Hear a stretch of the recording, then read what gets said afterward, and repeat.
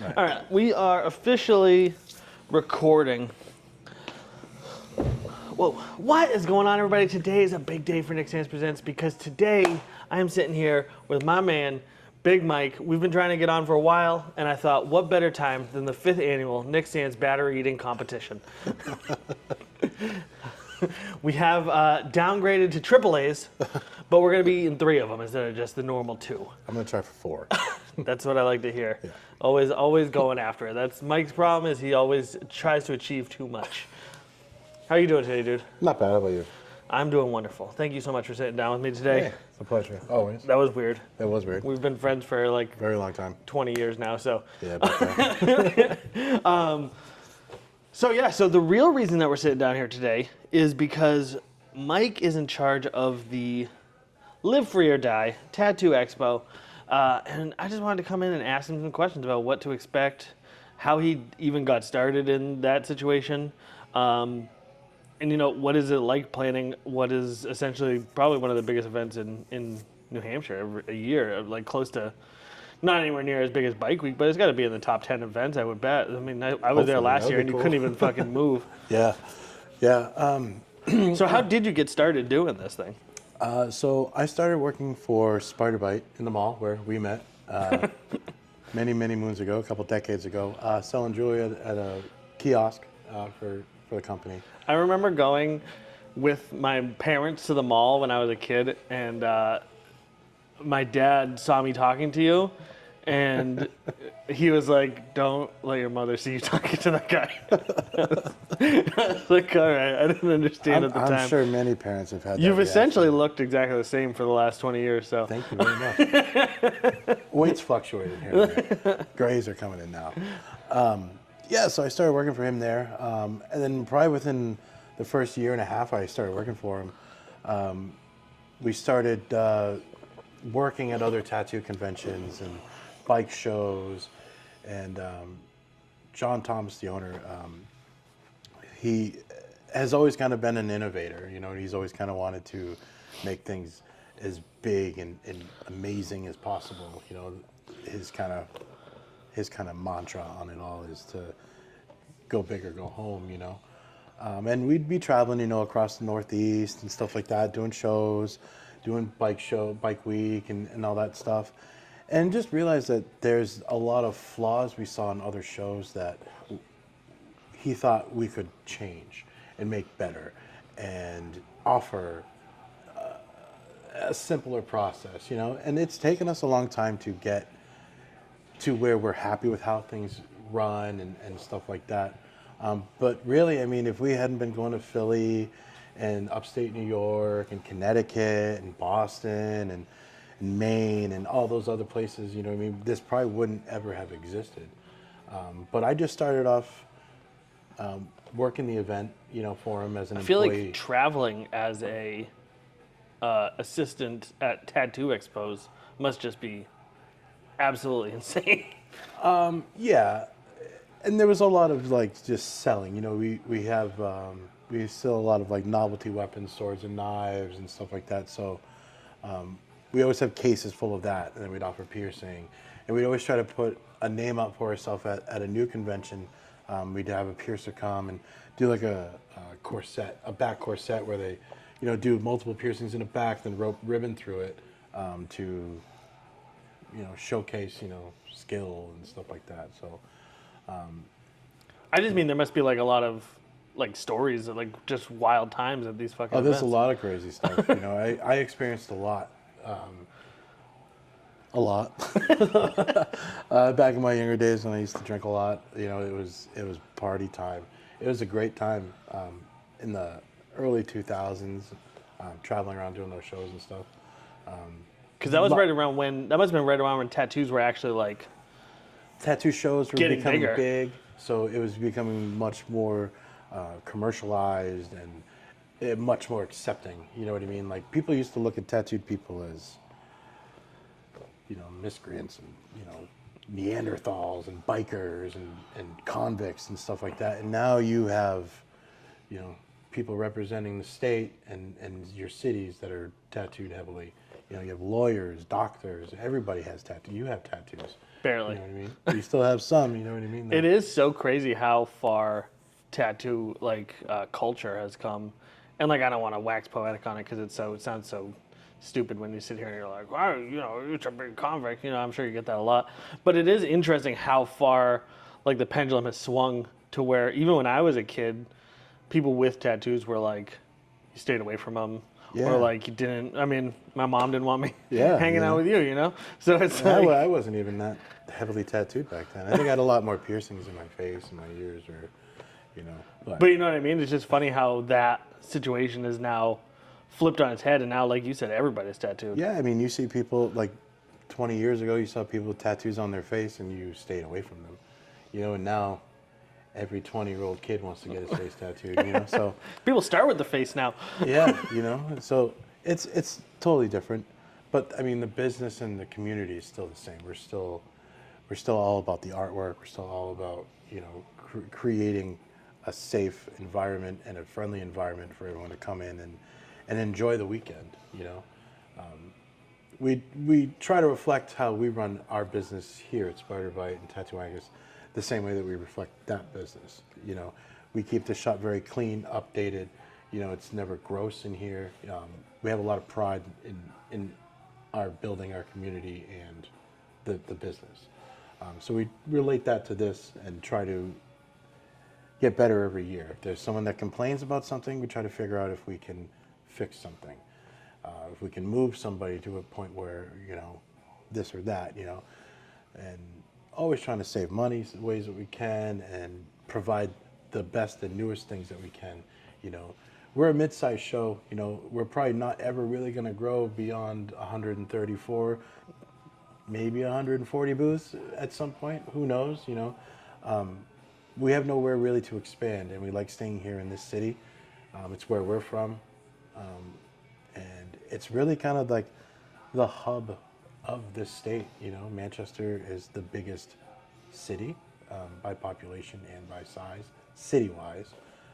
Obviously, there's a lot of towns that are bigger and stuff, but we work with the hotel really well, and just our relationship with them, everything works out. Hotel and parking garage are attached to the expo room. So everything kind of works out. We have great relationships with everyone that we deal with here. And we deal with a lot of local companies.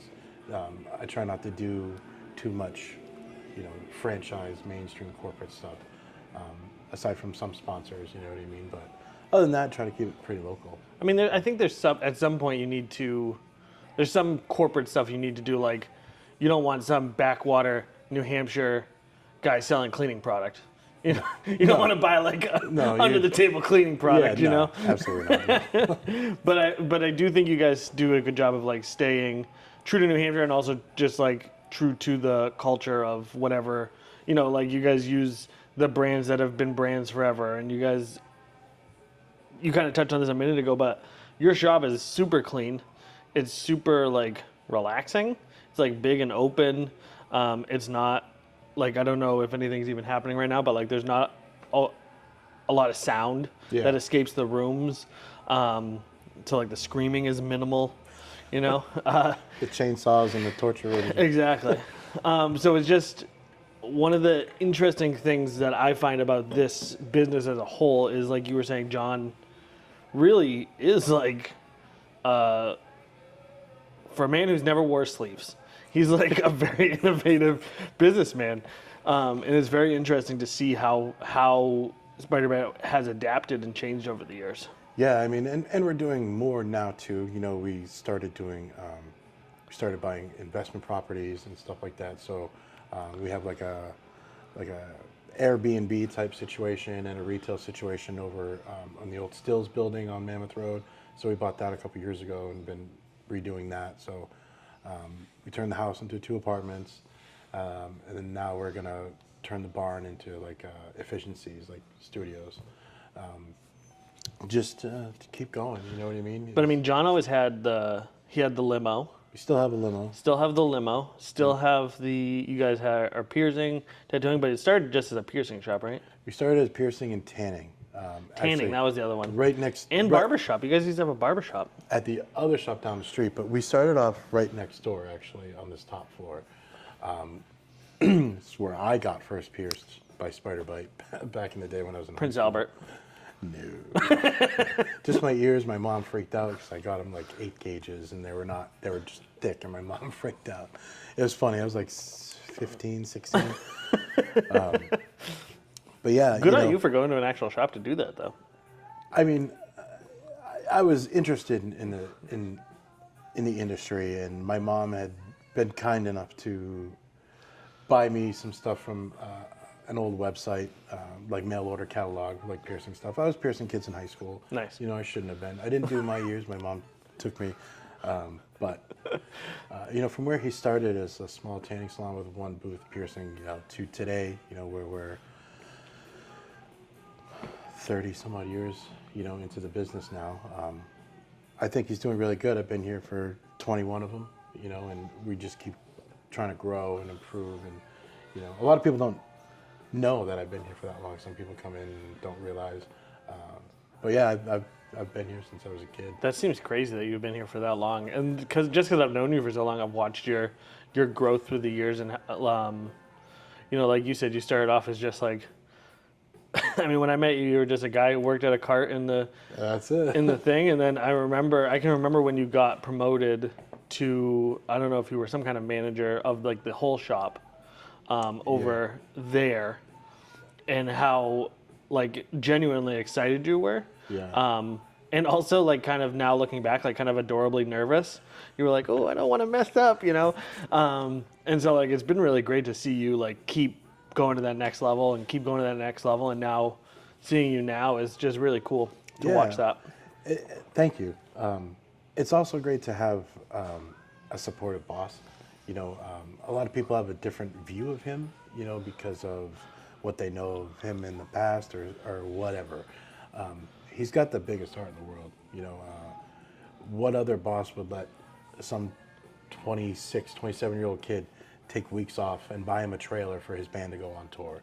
You know, he did stuff like that for me, and he continues to do stuff like that for people. He's a very caring man. He loves dogs. You know, we support the animal shelter as often as possible. I just did last December. I did a tattoo drive for them. And we raised over $3,000 for the animal shelter. And we also had a toy drive, you know, that we did that day too. So, you know, we try to give back as much as we can. He's always given money to the animal shelter when he's driving by going to the dump and stuff. You know, they take care of us too, you know, so they're great people. They're always at the expo too. They have a booth. They bring some dogs and stuff, you know. It's always funny when, you know, when I was younger, growing up and stuff, you would see John, and the only way you would recognize John immediately because he was always never had sleeves, and he always. I keep bringing that up, but I literally last time I saw him was the first time I've ever seen him wearing sleeves, and I didn't know. I literally didn't recognize him for who he was. So like he never wore sleeves, and he always had a dog with him. Yep. He always had. I don't remember what the name of the dog Angus. was. Angus. That was. And then when Angus passed, he got Cooper. And then Cooper passed a couple of years ago.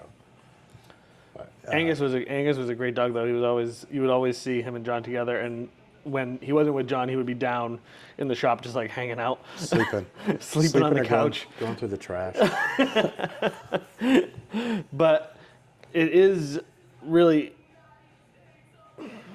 like it's hard to describe now, I think, but 21 years ago, and like I don't want to make this whole thing about John, but 21 years ago, he was basically like he really was on the cutting edge of this industry, but also he was like an entrepreneur who didn't look like an entrepreneur, who like was still well respected by the business community as a whole, which I think is really saying something about him being able to do something like that. Again, 21 years ago when having tattoos was looked down on, and I mean he's had a fucking septum piercing Forever. Huge septum piercing forever. And that's one thing that everybody knows about him. They, you know, he's got the bull ring.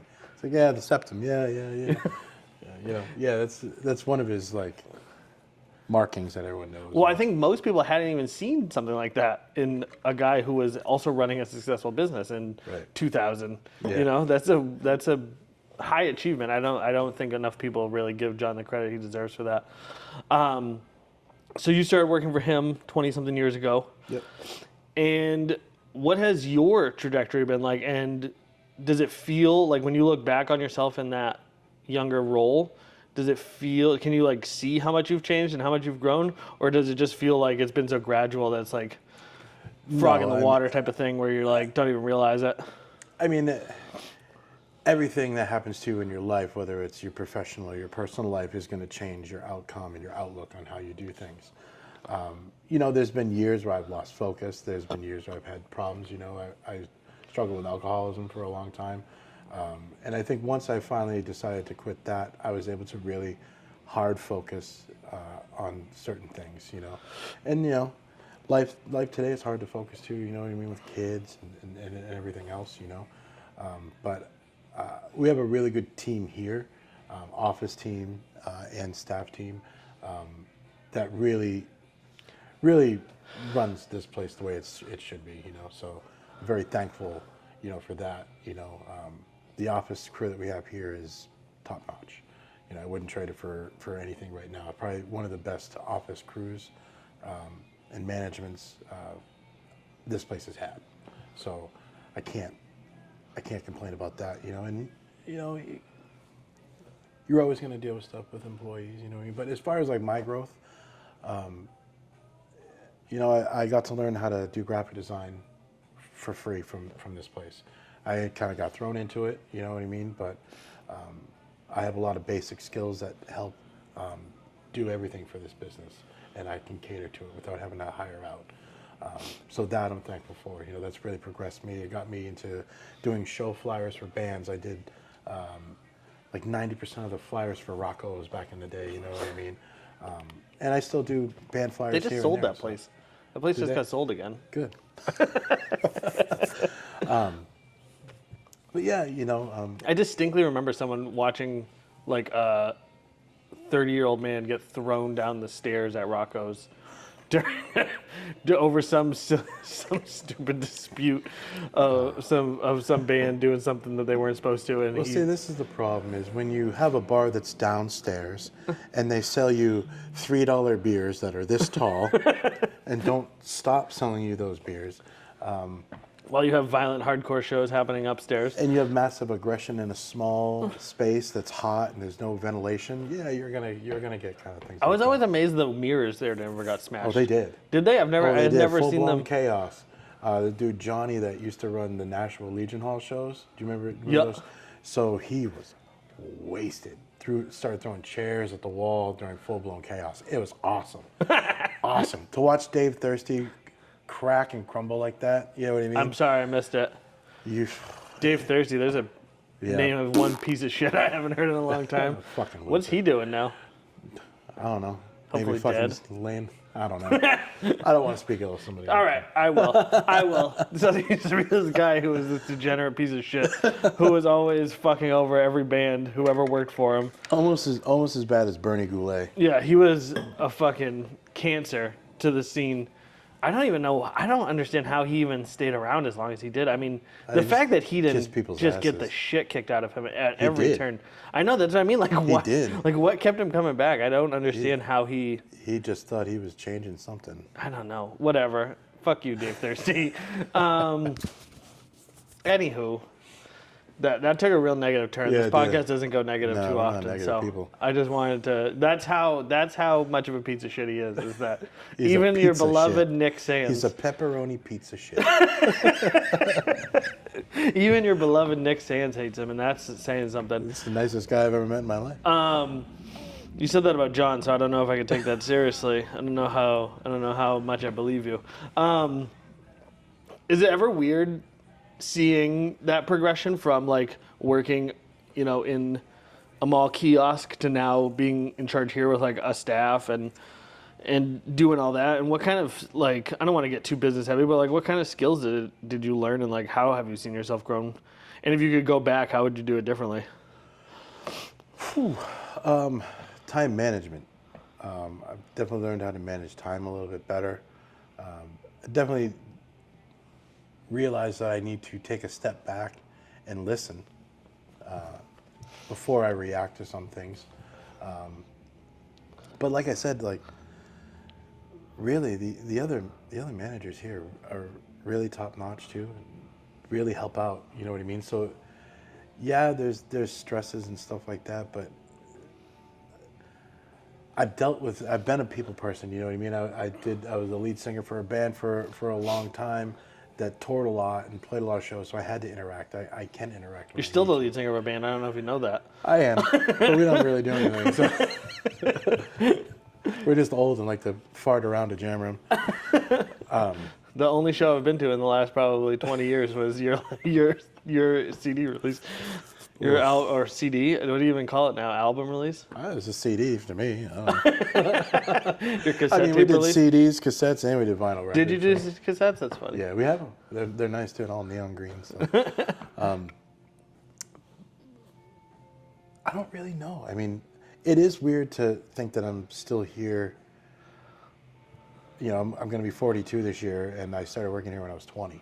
You know, so it's weird to look back on everything.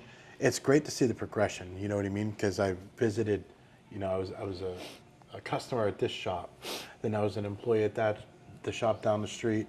You know, I watched him build this shop. I watched him build Tattoo Angus, and then I got to take over Tattoo Angus when we were on South Willow Street, and then you know the building of this place and seeing the highs and the lows. You know, for a while people thought that we shut down completely, even though we had signs and banners and everything everywhere trying to advertise that we just moved to a bigger, better building. You know, we've tried a lot. You know, we did the restaurant and the music venue downstairs for a while and realized that it was just too much for 3 people to run up here, a tattoo convention and a bar. You know, now you know downstairs we have a Kevin and his partners from Casey's Rib Shack run Rock and Roll Meatballs. It's like a meatball concept place. I'm supposed to be doing I'm supposed to do a video there. You should. I want to. They're- I've actually, gave me his phone number, and I've been meaning to call him, but I've just been, the last couple of weeks have been really slammed, but I'm going to. Because they have brisket sliders, Oh, hell yeah. brisket meatball sliders, but now they do smash burgers and stuff too. I don't know if you're into those, but I love smash burgers. I mean, who doesn't love a smash burger, you know? Crispy on the end.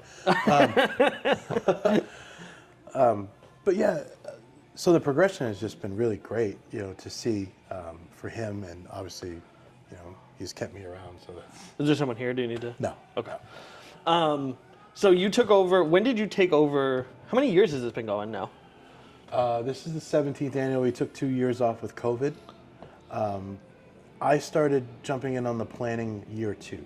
Okay. He brought me in. The first year I just worked one of the booths there for him. But after that, at that point in time, I was also running, we had an internet radio station called Spider-Man Radio. Boy, you guys really have done fucking everything, huh? We've tried. So I was running that, so I would have a Spider-Man Radio booth, and then I was emceeing the expo for a while. For I think for like 3 years, I hosted it. What was the point of did you guys make money with the Spider-Man Radio, or was it just advertising? It was just an advertise. It was just a way to have something else and entertain. This is like thing. pre-podcast type It of is, thing. yeah. It's like Everything had to be pre-programmed. You couldn't go live on anything. So I would just make music playlists, you know.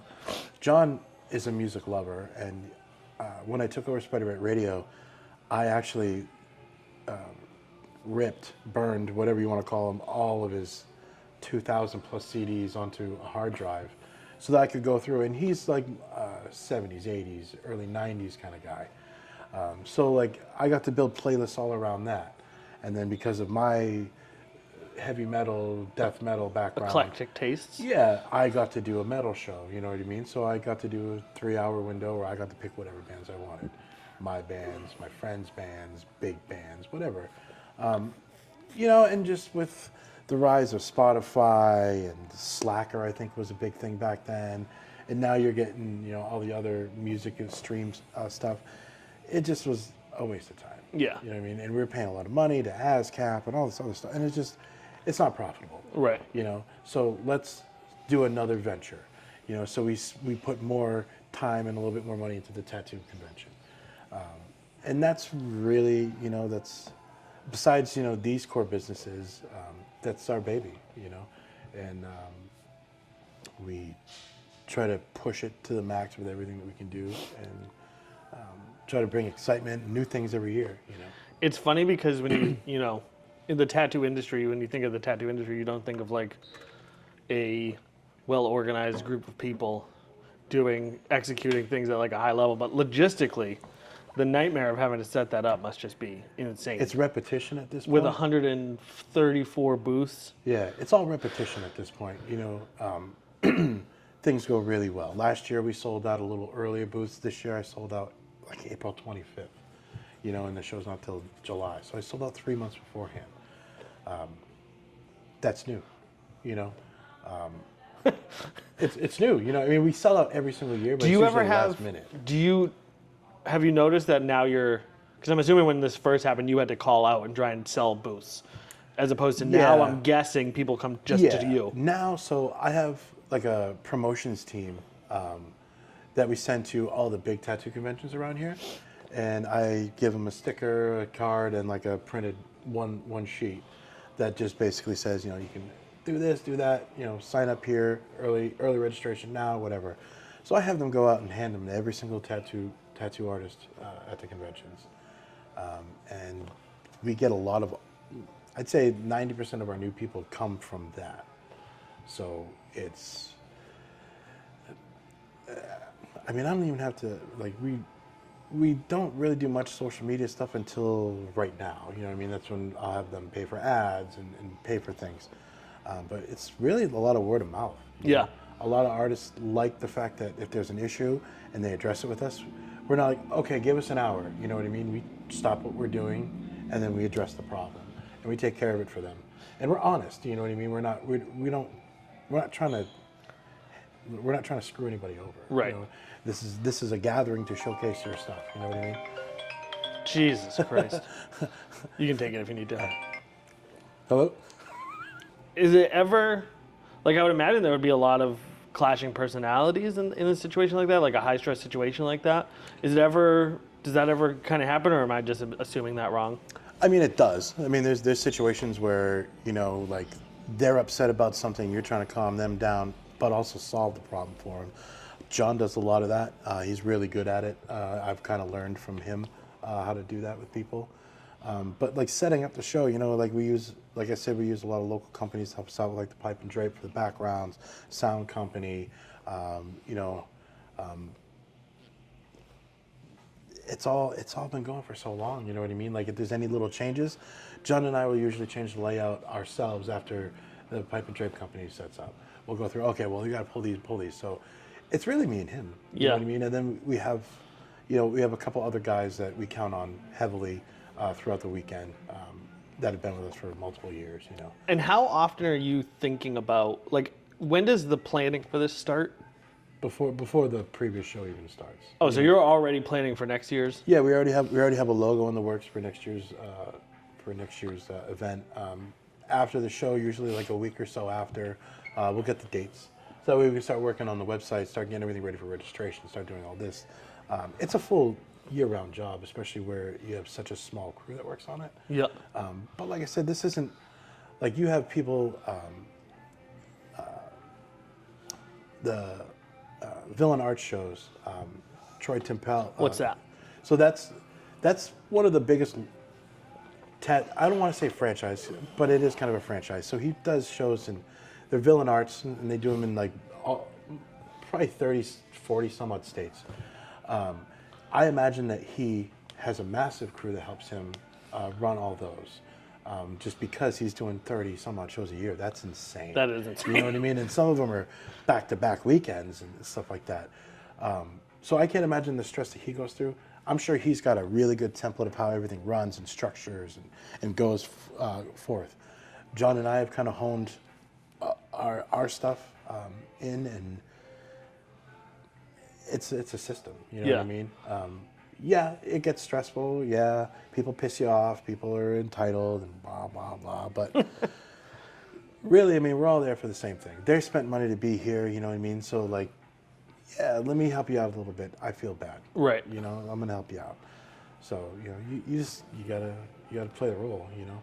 One thing that when you guys have the main stage, and so you don't just have like tattoos. You also have piercings. You also have like there's like food there, isn't there? You guys have some food Yeah. booths. So we have a beer garden. Yep. That sells alcohol, mixed drinks, and stuff like that, especially from our sponsors. So we have liquor sponsors this year. We have Terramana What's that? Tequila. That's actually Dwayne Johnson, The Rock's brand.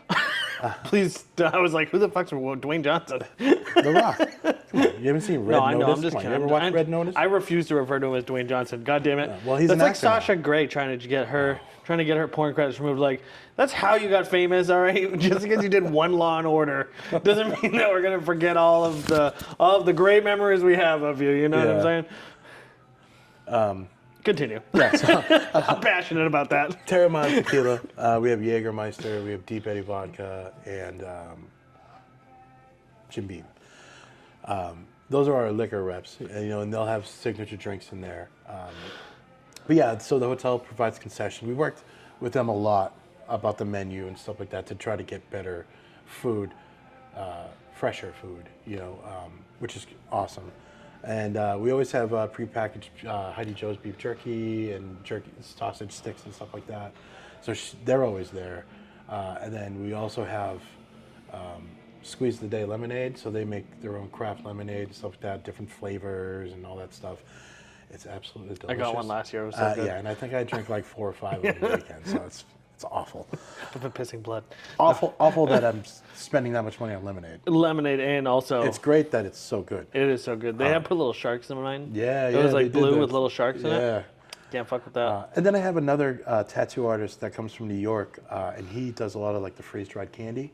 So he sells freeze-dried candy. So yeah, I mean, there's a lot of stuff out there. There's also in the mornings to the early afternoon, most days they're gonna have like a little cafe that sells like Starbucks coffee and breakfast sandwiches stuff. There's also like a lot of oddities stuff, right? Yes, I have 2 or 3 oddity companies coming that they'll showcase their stuff. Which is just like Wet specimens. pelts, Yeah. taxidermies, Yeah, wet taxidermy specimens, that was like weirdly specific and gross use. That's what they're I'm called. sure they are. I don't think most people know what that means. Wet specimens are like preserved in formaldehyde. or alcohol. Alcohol. 70% alcohol. Yeah, I don't know. Wet specimen sounds real gross. It sounds like something from a pregnancy clinic. Well, that's just the proper name. And then you also have the main stage, which is my personal favorite part, which is like you have really managed to hunt down like some cool acts over the years. And a lot of them, to be quite honest with you, are all recommendations. The gentlemen that I have doing the sideshow are returning from last year.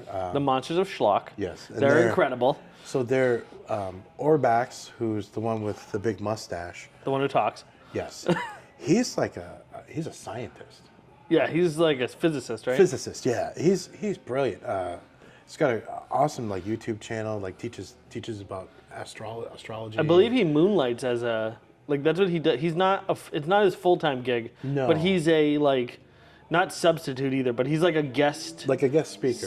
like a guest physicist. Keynote speaker. Yeah, and at stuff. certain colleges in Yeah. Canada. Yeah, he's crazy. They're great guys. And the other one, Pepper. is an old punk rock dude. Loves like insane, loud, fast music. And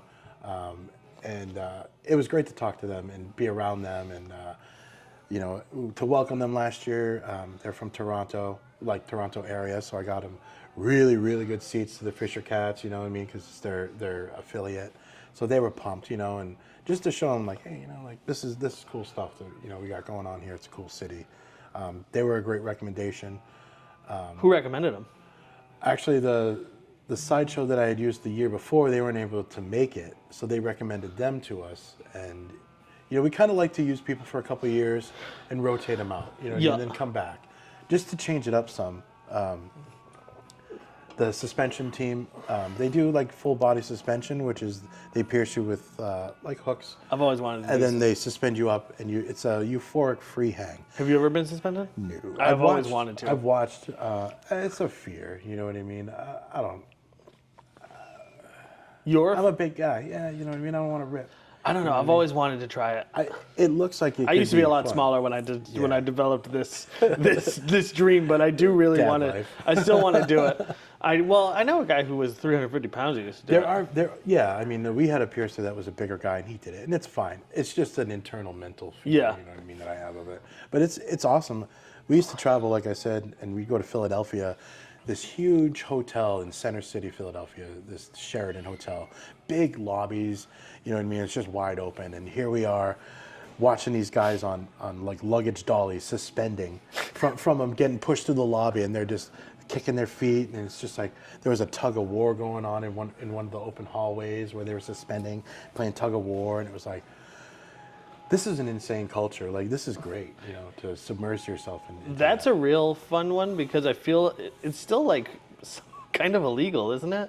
Like there's some like weird legal rules.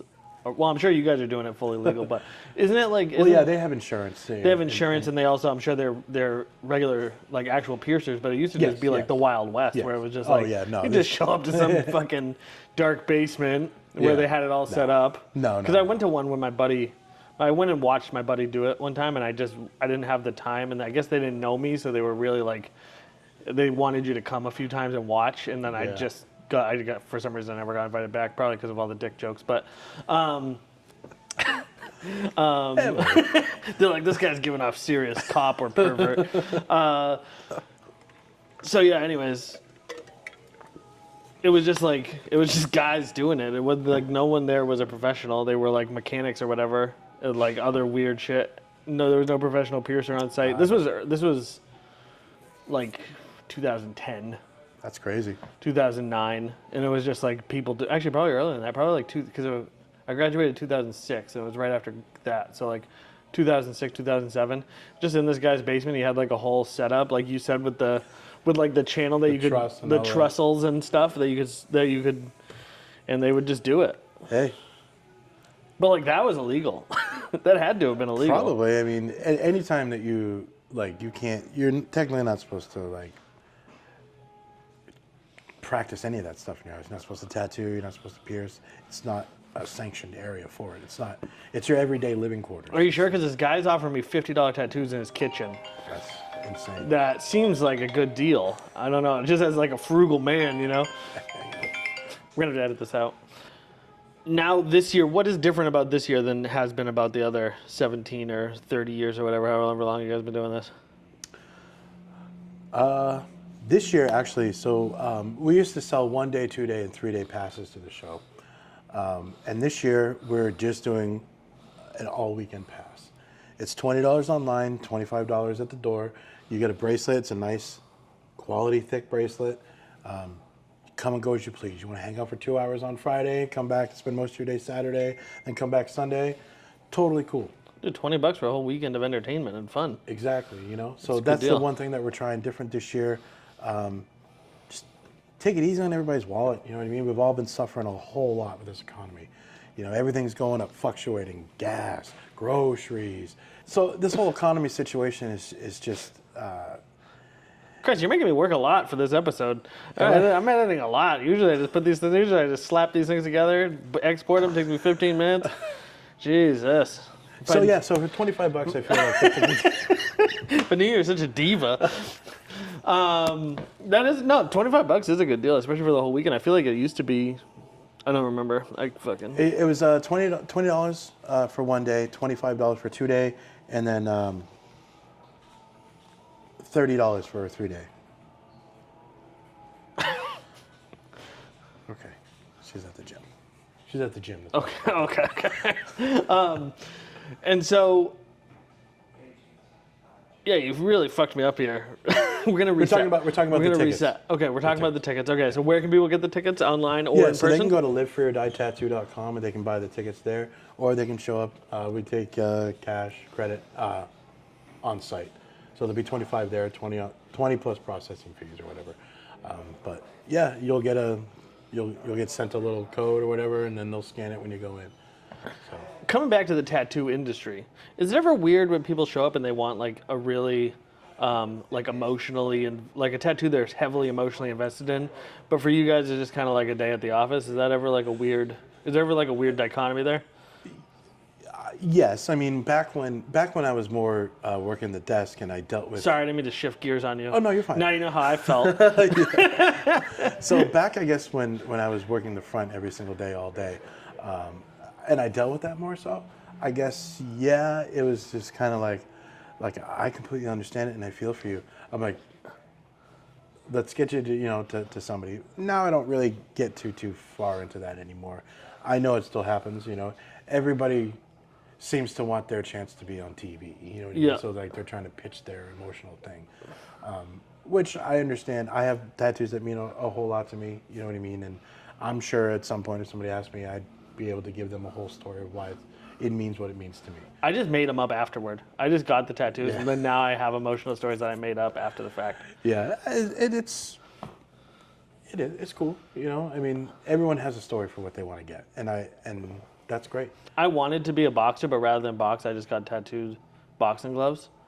So then that way I can just tell people I did, and then it's that simple. You can tattoo whatever, and then everybody just believes you. I got so many tattoos that were beer related when I was in my early 20s, and Big mistake. now I'm just like, I'm like, I don't care. So yeah, it happens. Yeah. So how much time do you actually spend, like, what's the percentage of your time you spend working on this versus, like, day-to-day shit? So I have a lot of time leading up to it. I mean, at this point in time, it's probably like 75% I'm focused on this. But usually it's like 25 to 30 as I'm trying to do a lot of other things here. I am in charge of ordering all the swords and knives in the weapons area. So Such a ridiculous statement. isn't it? I'm the sword guy. Yeah. And I also order a lot of the supplies and stuff like that. So there's that, general questions, helping some customers out when I need to. I do also all the graphic design. So I build any kind of ads or flyers and business cards. Shirts? I design a lot of the T-shirts for the company and stuff like that. So yeah, I get to stay. I like the busy. tap outy ones that have. Those are not ours. That top row is none of ours. How many swords do you guys really sell? I've always wondered that. Really? Quite a bit. Honestly, once we moved everything to this new side, we built this whole section over here, the sales have gone up, So where we would probably do 1 or 2 orders a year, you know what I mean? We're now up to like 5, 6 times of ordering bulk orders. Really? So yeah, I mean, right now where I'm at, we're pretty low. So I need to fill up before we do the expo. This is why the Second Amendment is important, because it lets you have swords. It lets you carry a sword. Knives. Everybody out there right now could have a sword or a knife. We don't even a big katana. Come on down. I got anime. I got Genshin Impact stuff. If anyone's into the I don't anime know what stuff, that is. it's anime. Okay, I carry a lot of anime stuff because it's. that was a test. It's a video game. It's not an anime. Is it a Is video it? game? I'm pretty sure it's. I think it's a video game. It is a video game. It's an anime video game, I think. God, I just made you look so stupid I did. online. The 42, almost 42-year-old guy doesn't know anything about anime. No. Got him. You want to talk about Ninja Turtles, Ghostbusters, or death metal? I'm down. Yeah. So what's going on with Woo Meter? You guys still? So Playing we're on taking music? a little What are bit you of a guys break. doing? We're actually looking for a bass player. If anyone out there plays bass and likes weird death metal, grind music. We're writing a new album. We wrote an album, played a show. Now we're gonna write an album. Didn't you start play a another show. band too with all the same people? That was just a different thing. No, I thought you started another band. I don't or have were you time for putting two out another bands. thing? I don't have time for 2 bands. I Okay. wish I did. It was music, like your passion. Is that like what you're most passionate about? Would you say? It used to be. You know what I mean? Now I'm I got passionate about naps. I got a family now. You know what Yeah. I mean? And taking care of that really takes a lot of my outside time. You know what I mean? And being busy with that. I got a 9-year-old who plays soccer, and he's always out to be outside, and he's athletic, and so there's just That's the worst, right? none. Just kidding. Honestly, at first, yeah, I was like, I don't want to do this stuff, but Get now to see him grow and like really enjoy playing sports and stuff, I don't want to miss it. My son is getting to the point where he's like, I need to start working out again, or he's gonna be able to beat me in a foot race. And that's bumming me out. I'm not gonna lie. The other I day, don't care about being able to be faster than him. I can hit a three-pointer all day. So I'm good. The other day, well, my son is a runner. He likes to run. Yeah. So like the other day, we were fucking around and I beat him just barely. It's because your legs are longer. And I was like trying to hold it together and not seem winded. Yeah. I was like, oh, good job, buddy. Oh, you were real close. But I don't think he knows how close he was. So I need to start. I don't mind him knowing that I'm an old man at this point. So like if we play one-on-one basketball, and he's faster than me, obviously, you know what I mean? But I got height, you know, so. Yeah. But yeah, he kicks my ass, you know what I mean? He wins, you know what I mean? He's a good little athlete. Maybe so. I'm just weirdly competitive. I don't know. I mean, I want to With win. a 9-year-old. I want to win. Trust me. Listen, like I miss shots, and he's just like, "How could you miss that?" I'm like, I don't know. You know what I mean? Like, I mean, Are you one of those parents who lets your kids win, or do you dominate your kids? Or so I've struggled with that. it's both. You know what I mean? Like, I want him to know that I could kick his ass in basketball, but I'm not going to win every single time. You know what I mean? that's Because fair. I don't want him to be like, I never win against you. Well, no, I'm an adult, and I'm 6'1". You know what You're I mean? not that So, good. No. No, he's good. I know. taught I'm just him. fucking with you. He's really good at soccer, and like that's really what he's focusing on right now. And I just want to push him. You know what I mean? Like I bought him a little goal for home in the yard and stuff, and so he can practice his footwork and stuff. You know, and that's really where I'm at with everything. You know what I mean? Yeah, the band's fun. Wednesdays are great when I get to go to band practice, hang out with my friends, and create music and stuff. It's still a great passion. It's not as big as a want as it used to be. I wanted to be on the road. I wanted to be traveling. I wanted to be on tour and I wanted to be famous. I wanted my album to sell 50 million copies. You know what I mean? You really went into the wrong musical genre for that. Shut down that one real quick. You wanted to make money, go on tour, and be famous as a But fucking you know, that's a kid. weird you know what I mean? noise That's core. No, I mean even know, I'm before just kidding. Forza, you know what I mean? Like I always I'm just wanted to joking. be famous. I always wanted to like be that guy. I would walk through a store, walk to the mall, and be like, "That's the singer from so and so." You know what I mean? Like everyone has that childish, like I want to be famous thing. But in the long run, like fucking cares about these people. You know what I mean? I care about the music you create as long as it sounds like you're not just like, yeah, fuck them, whatever. You know what I mean? If you're still being passionate about creating music, that's it. And that's what Woo Meter is for us, is just being able to have that creative outlet and still being able to do it. You know, I'm 42 years old. I really didn't think when I was 20 that at 42 I'd still be able to do death metal gutturals and stupid shit like that and be able to jump around and headbang like a maniac on stage. So yeah, it's cool. And I still, you know, if I do go to some shows and like my old band plays, sometimes they have me hop up and do a song with them, and that's cool. I'm down with that. You know what I mean? They're all still my friends. So, you know, I'm always down for that kind of stuff. It's cool to me, you know. It is interesting. I feel like we're like the first generation who gets to like enjoy things when we're older. You know what I mean? It's like we never really had to hang up our hobbies and like go get a real job, or like even if we had a real job, like we got to still do the things we love. You know, it's like I know plenty of guys who are insurance salesmen who fucking hate their jobs, and then go hate their lives, go do hardcore on the weekend, or like skateboard. You know what I mean? Like skateboard's like an old man sport now. It is. I go to the skate park, hang out with the other old guys. I'm like the youngest person there. It's very weird. It's like very strange how different skateboarding, how aged up skateboarding culture is now. Yeah. Maybe it's just at the parks. I don't know, but it's I very don't strange. really see too many kids skateboarding around here. You know. No, Often. no, I don't know. I mean, I know scooting is making a Scooting's big. big. People like to scoot. Scooting, people love scooting these days, but skateboarding, I don't know. For some reason, They it's wrote not. a song about scooting. Who did? You did? No, somebody did. I'm sure more than one person has it's wrote called a. Boot Scoot Boogie. Okay. That's actually about rollerblading. Is it?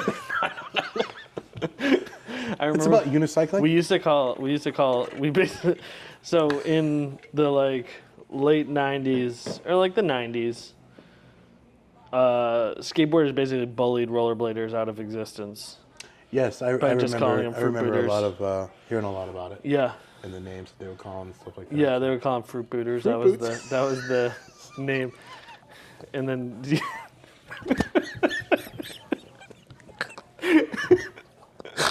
That's exactly what I was gonna say. That's what we would call them. That's what we would call them. Okay. And so anyways, so with that phrase, we basically bullied an entire industry out of existence. And it's now making a little bit of a comeback, but no more than roller skating, which is weird. Well, I mean, there are some there's roller rinks that have popped up. Like there's the one here in Manchester. Yeah, but there's like roller skating, not roller. Yeah, but I mean, still like Inline. It's still. I mean, well, inline skating is like competitive. You know what I mean? It's like racing. You know, but I mean, just to see, you know, because it's been years since that place in Merrimack that used to do the roller skating. And there was a it place in Merrimack or Nashua. Somerville? No, it was Nashua, Was wasn't it it? Nashua? I don't remember. I never went, but Good Times, right? Was that what it's called? Good Times. Yeah, I think that was Merrimack. I thought that was in Nashua. Well, there's a Good Times store, like the smoke shop. Yeah, wasn't that in Manchester? Yeah, but Good Times was a roller rink too. I think Yeah, that was no, in Merrimack. wasn't Yeah, was Good it? Times in Manchester was down the street. Yeah, but I thought Good Times was in the roller rink was in Nashua. Am I wrong? I think it's Merrimack. I think it was Merrimack. Do you know? Do you remember Good Times, Nashua, Merrimack, the roller the skating roller rink? skating rink. It was Nashua. Oh, the ring? Oh. I think it was Merrimack. either way, it shut down. But I know there's one. I think over- all three of them are. I don't think there's any. I think all Well, the head there's that- shops are shut down too. We're still open. There's nowhere. Manchester Adult Lifestyles. There's no. 179 Elm Street. Every Good Times went out of business. Well, yeah, that's Spider Bite should open a roller skating rink now. Don't tease the man. Don't tempt him. Yeah, I mean, there's that new place over on Hughes Road there that does. Retro. Is that what it's called? Why'd you make that face? Remix. Remix. That's what it's called. Yeah, that's what it's called. Over by Chunky's.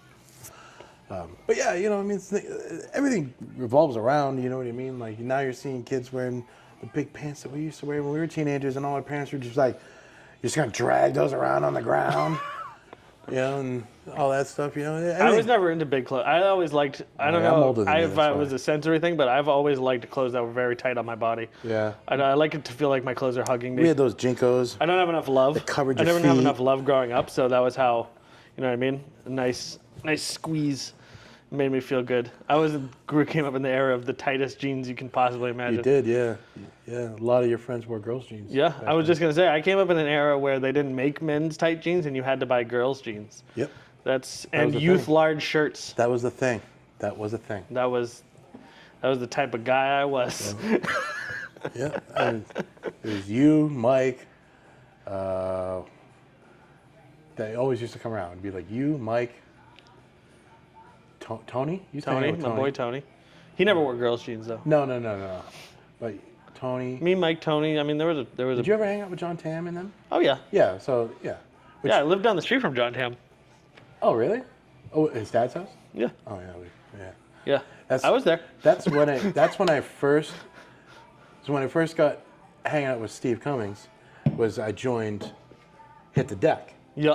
with John Tam, and I think Oh, I don't remember you being in Hit the Deck. that was the last incarnation of it.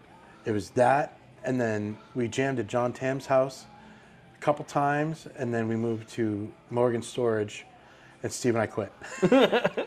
And then we started the Dark Passenger, which had Keith, Woo Meters drummer, Yep. Keith Crowling, and Seth Coleman, who was in Acacia Strain, Deadwater Drowning, and Buck Hunter. So the four of us started playing. Dude, whatever happened to Buck Hunter? I feel like they played shows every day for like 2 years and then just disappeared. Nate's gone. You know, Nate Johnson just decided he needed a different and better I was a band. huge fan of Buck Hunter. I used to Buck go to Hunter their ruled, shows all the man. time. They were awesome. They were super fun. Not Farmer Dave, but the other Dave. He runs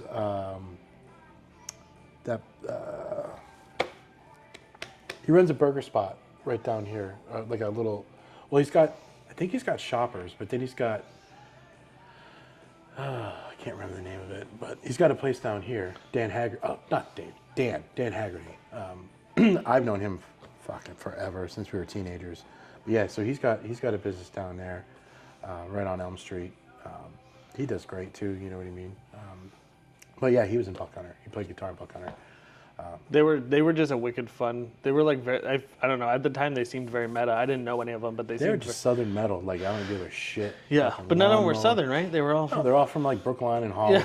You know what I mean? Man, New There was Hampshire country. there was a time when, for some reason, a bunch of Massachusetts band became like Southern rock music. Oh, Remember, because fucking Secret Destroyer, they became like this weird Southern rock band for no reason. All of a sudden, they just started sounding like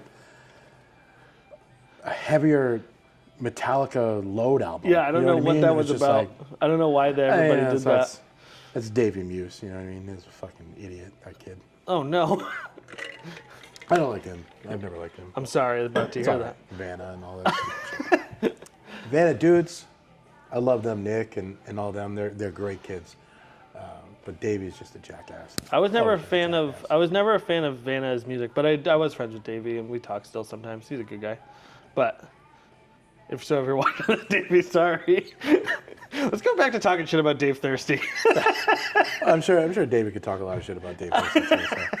So. No, it's Davey. Yeah, he had his critics. Everybody had their issues, you know what I mean? Yeah. And you know, people move on in life and do good things. And, For sure. And hopefully he's at a point where he's happier in life too. So you know, that's good. Yeah. I don't. That's a can of worms I probably don't want to unpack. It's not as big as you think. So, no, I mean, whatever. I just think it's funny that just randomly came up.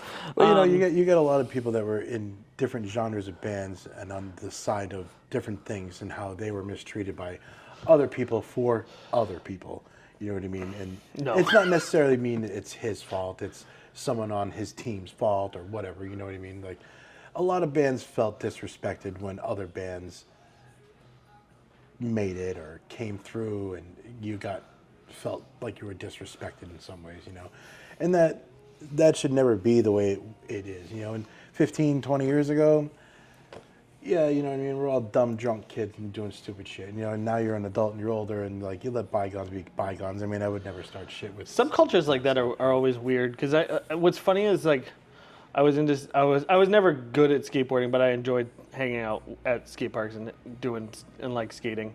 And then like boxing, I was big into MMA for a while, hardcore and metal music scene around here. And then like, you know, now I'm doing comedy. And it's funny how like it's the same cast of characters just played by different people. It's like every subculture has the same group of people that are just played by different actors. It's kind of funny to see. It's like you have like, I don't even know. Like what you just described could be exactly transplanted to every other subculture I just mentioned. It's like everybody, you know, sometimes when one guy makes it, you're like, well, I'm funnier than him, or like I deserve to make it, or whatever, or they sold out, or you know, there's like a million. Yeah, like, oh no, you think you're a rock star now? Yeah, fuck you. It's just funny. And it's funny how all that stuff transfers. And when you're a kid, you know what I mean. It's easy to have that jealousy. Oh, yeah. You think you're working harder than this band, or doing your job better than this person, and really, in all honesty, who cares? Who cares?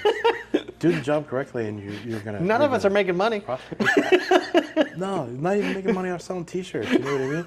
Like you're paying $9 to get the T-shirt printed, but you got to sell them for $15. How are you gonna make your money back? You can't even make enough money to buy another shirt. You got to sell 2 to make 1. You know?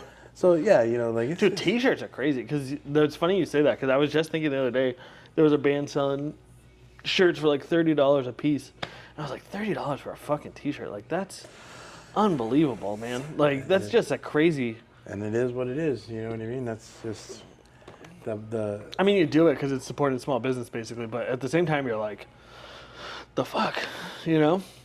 It's like, how can Walmart afford to fucking sell them for $3? Because they buy them.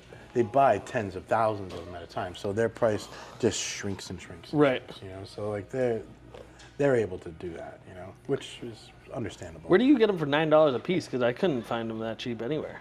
I get all my stuff printed through. We have our own printer, and he doesn't do screen printing now. He does direct to film, so it prints onto like an acetate, and then he presses onto it. Gotcha. So I'm able to do as many fucking colors as I want. Is that acetate? No, this is actually screen printed. This is my buddy Corey's band fabricator. That's an intense screen print. It's yeah. This is based off of that movie Midsummer at the end. Yeah, and the yeah, dude in the yeah. bear suit. They have a song called Bear Suit, but it's my buddy Corey. It's his, I'm just like, that's like 5 colors. That's a fucking 7, I think. That's a pricey. That's a fucking big print. I do have a buddy that does screen printing, so I can talk to you about him. His name's Rob. Yeah. He's in Litchfield. Yeah, he ran 5'9". 5'9". Yeah, so he does screen printing. So you Yeah. can always hit him up. He's a good dude. Quality prints and stuff. Dude, I can't believe they got shut down. Yeah. Fucking dumb. It happens everywhere. There's no place to play. I know. So It sucks. you're always moving everywhere. So Where's the venue now? I don't even know. he doesn't have one. No, where is the venue? Like, Oh, I where's mean, the? there's- Where do people there's even play now? Jewel. Do people still play at maybe? Jewel? I don't know. I don't really know. Hardcore night at Jewel. I don't know. Weird. We don't play, so I don't know. Yeah, interesting. I wonder. All right. Well, we are coming up on an hour. Cool. Thank you so much for doing this with me. I really appreciate it. Thanks for having me. Thanks for shooting the shit. Where can people find you? It'll probably be slightly less than an hour because of all the edits I'll have to do.